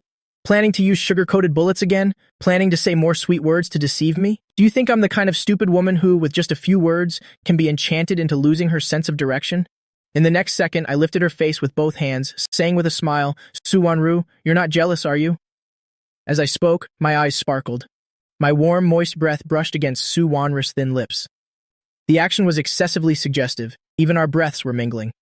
Su-Wanru unaccountably felt a bit thirsty. Her gaze, fixed on my lips, grew increasingly burning. So you really get jealous like this? The man's voice hovered in the air, but Su-Wanru felt like she couldn't hear clearly. Su-Wanru heard clearly what I was saying, but was a bit unwilling to understand. She just wanted to kiss me. The moment that thought appeared in her mind, Su-Wanru's dark gaze fixed on my lips, repeating the words I'd just said. What jealousy? I looked at her with a bright smile. Does someone like Miss Su also know how to pretend not to understand? My heart thumped, my heartbeat suddenly becoming erratic. Su-Wanru swallowed hard. Her dark gaze looked as if it wanted to swallow the person in front of her whole.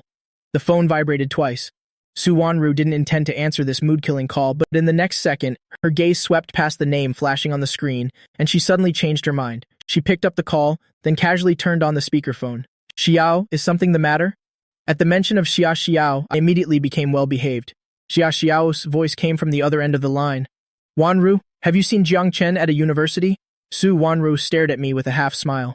A chill ran down my neck as I had an ominous premonition. In the next second, her cold little hand slipped inside my shirt. Stimulated, I let out a soft groan. What was that sound on your end?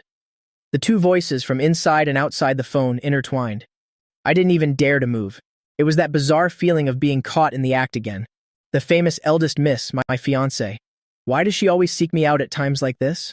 Nothing, just a little kitten. Su-Wanru's voice carried suppressed laughter as she caressed my abs, casually commenting, The kittens at school are very well fed. It's just that its temper is a bit bad. It likes to scratch people. Xiao was silent for a second on the other end. This discordant silence made my heart skip a beat. I stared warily at Su-Wanru's phone. Why isn't Xiao saying anything?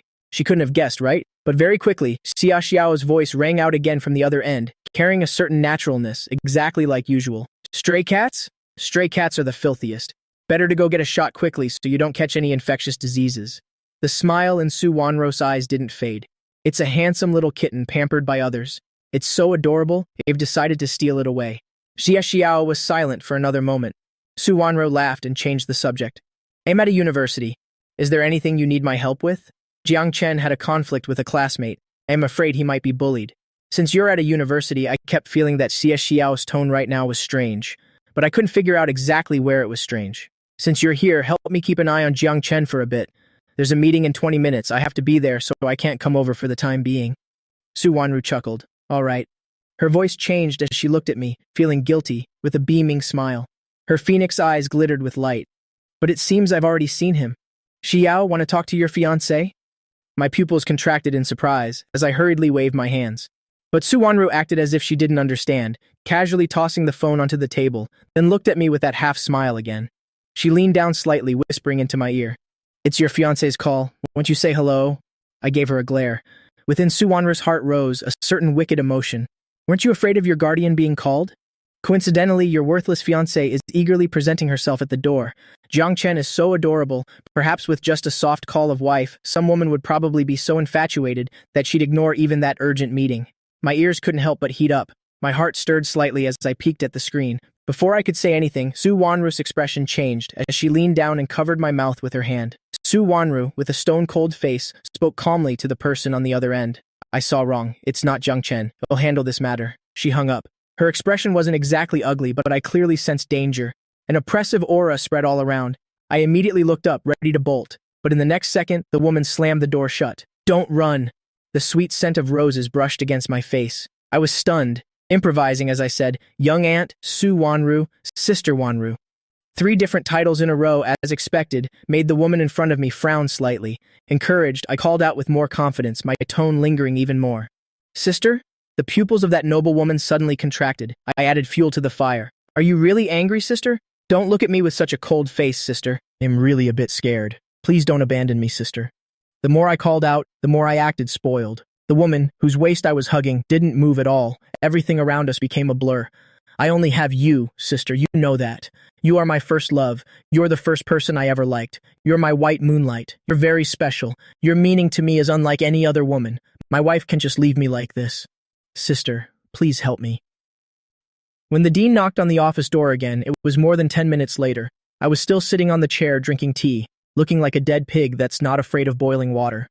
As an educator with years of experience, the dean was very familiar with this expression.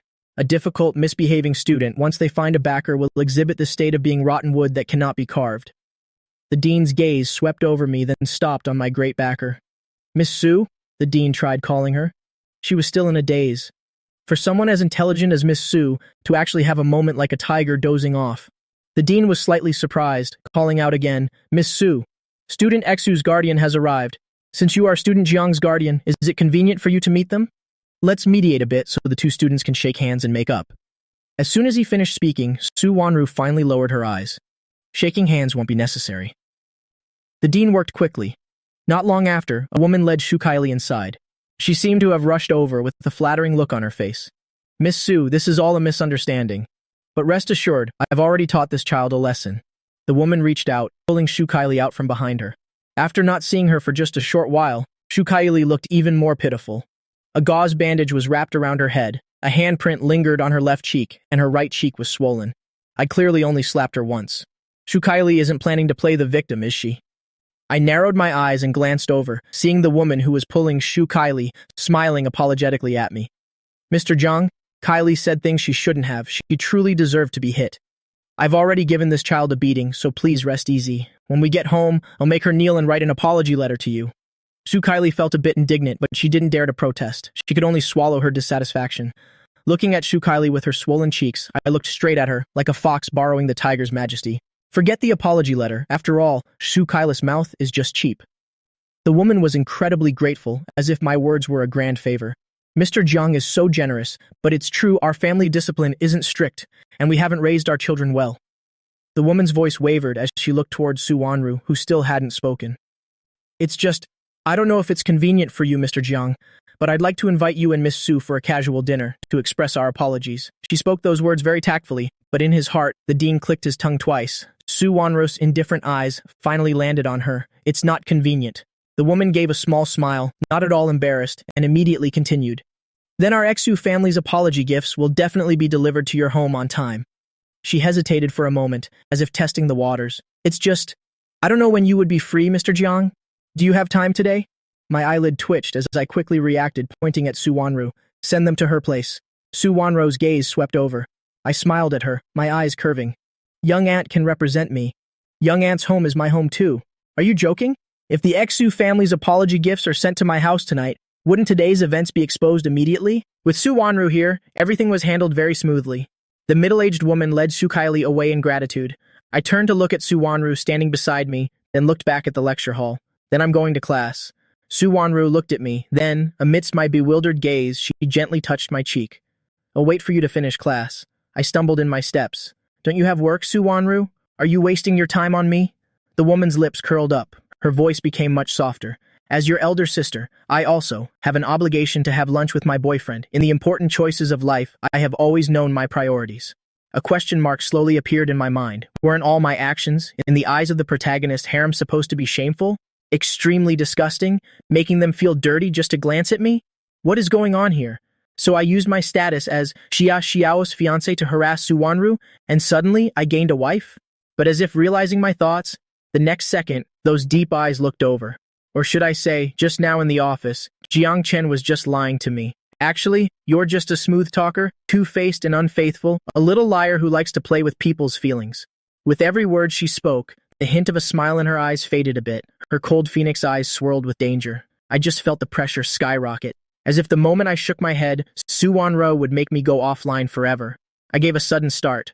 Hurriedly shaking my head, I obediently agreed with her. That's right, a girlfriend should have lunch with me. If I dared to deny it, Su Wanru, with that cryptic smile, could choke me to death. But if the fact that I'm dating Su Wanru is found out by Xia Xiao, I'm afraid Xia Xiao will also choke me to death. In this life where I'm squeezed from both sides. I looked at Su Wanru and began my deception. But you know my situation right now.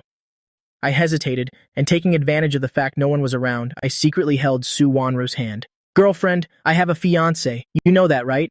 I racked my brains, pretending to be concerned, while letting out a soft sigh.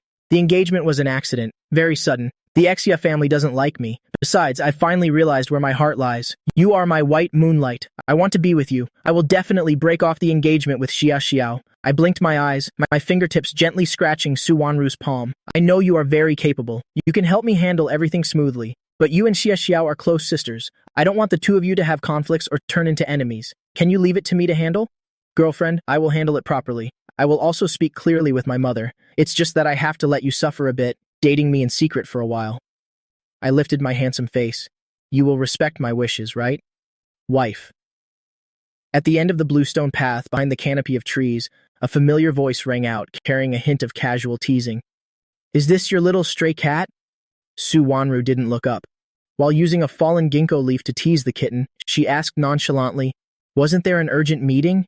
You're here so soon. The woman with noble and elegant eyes raised her lashes, looking at Xia Xiao with a cryptic smile. Knowing she had a guilty conscience and having her inner thoughts exposed, Xia Xiao wasn't embarrassed. She reached out to brush aside the obscuring branches and walked over leisurely. Just then, Su Wanru's assistant ran back. Xia Xiao asked him for a sausage, her nimble fingers peeling it open, holding it to the kitten's mouth. The kitten seemed a bit afraid of her, not even daring to take a bite of the sausage. Xia Xiao simply pulled the sausage back and said with a smile, I heard some noise when I called you. I was a bit worried. Xia Xiao's voice paused for a moment. She stared intently at Su Wanru.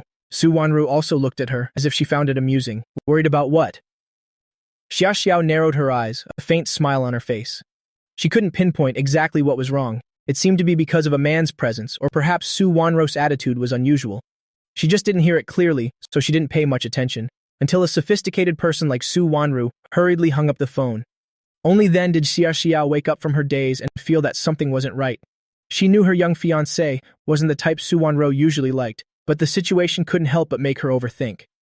Xia Xiao still felt it was illogical. She stared intently at Su Wanru. Su Wanru's expression showed no flaws, but she always felt an indescribable strangeness. Their gazes met in the air, sparks of scrutiny and suspicion flickering. Even the tabby cat bristled its tail, looking at them both with a vigilant expression, about to run away. Xia Xiao looked at her friend of many years, the corners of her mouth twitching.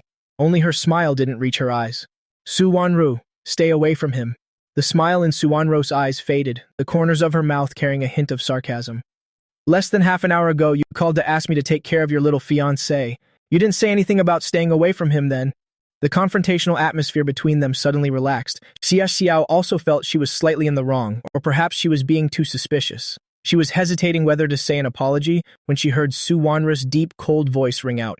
Xia Xiao, you really should have come a bit earlier today. Even just 2 minutes earlier? A look of mockery flashed in Su Wanru's eyes. The cat at her feet meowed loudly. Xia Xiao's tone softened, an apologetic smile on her face. Sorry, I have to thank you for Jiang Chen's matter today, but I'm not in a good state. A bit stressed. You know how it is, Wanru. There are misunderstandings between me and Jiang Chen. Chances to build our relationship are few. But he's really too handsome. Countless people are trying to steal him from me. That bitch ruined King Shui. Last night she even followed Jiang Chen into the restroom.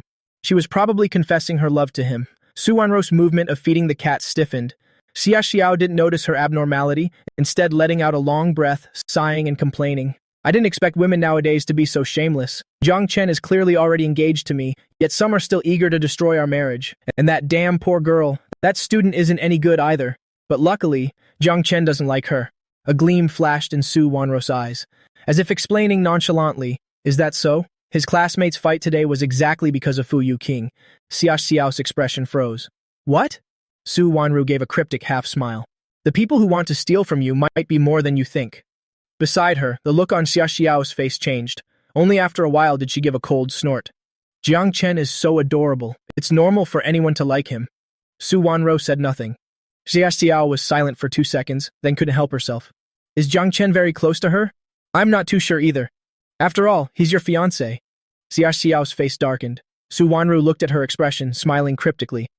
I was standing far away and didn't hear clearly, so I can't be sure. But even if young Master Jiang wants to protect her, it's only normal. They've known each other for years after all. Their bond must run deep. Xia Xiao's beautiful face turned even darker. Su Wanru, having finished adding fuel to the fire, curled her lips. She spoke nonchalantly. But are you really not planning to call off the engagement? The two of you don't match. After Su Wanru made her comment, Xia Xiao stood up along with her. I know you all see a huge gap between the Zhang and Xia families. Our first meeting wasn't very pleasant. The engagement was a complete mess too, but I truly like Jiang Chen. Su Wanru glanced at her. Xia Xiao gave a short laugh, her words carrying a certain level of certainty. Beautiful feelings are destined to face many obstacles, but I am the one engaged to him. Ultimately, I'm different from those wild women outside, be they childhood friends or little shadows. He's just playing around for a bit of novelty. Snap. Su Wanru expressionlessly snapped the branch in her hand. The more Xia Xiao spoke, the more bitter she felt inside. Yet she had to restrain herself in front of her best friend, only able to pretend to be generous. Besides, he's so many years younger than me. I can't cherish him enough. I certainly won't because of these shameless women outside have a conflict with him. So even if it's a first love or some white moonlight, they all have to line up behind me. With that said, Xia Xiao looked at Su Wanru as if seeking her agreement. Right? Su Wanru gritted her teeth, smiling without mirth. Yes, they all line up behind you. The cat clinging to Su Wanru meowed twice, looking back with every 3 steps, then ran off towards the other side. Xia Xiao crossed her arms over her chest, glancing at the fleeing cat. Your little stray cat ran after someone else. Weren't you going to take it home? If you don't chase it, it'll really be gone. The little tabby cat crossed through the flower bushes, meowing softly. It began to circle around someone it knew. That person also leaned down, searching their pocket for cat treats. Is there even a kitten that Miss Su can't feed enough? Xia Xiao teased. The little stray cat ran after someone else. Su Wanru's red lips curled into a smile. How can you be so sure it isn't just playing with them? Xia Xiao felt Su Wanru was being a bit strange today. Xia Xiao curled her lip, suddenly changing the subject. Why did you suddenly come to university today? As soon as Xia Xiao finished speaking, she saw the smile on Su Wanru's lips deepen a bit, as if she had been waiting for her to ask, or as if she had prepared the answer for this question long ago. For my boyfriend. Xia Xiao was stunned. What? Others might not know, but she knew better than anyone. Su Wanru is 29 years old this year. Xia Xiao has witnessed 27 years of her life. Su Wanru has had absolutely nothing to do with the word man. Xia Xiao found it fascinating, almost bursting out into laughter. Your boyfriend? Your younger brother's boyfriend? Su Wanru looked at her calmly. He's mine. Could he be yours?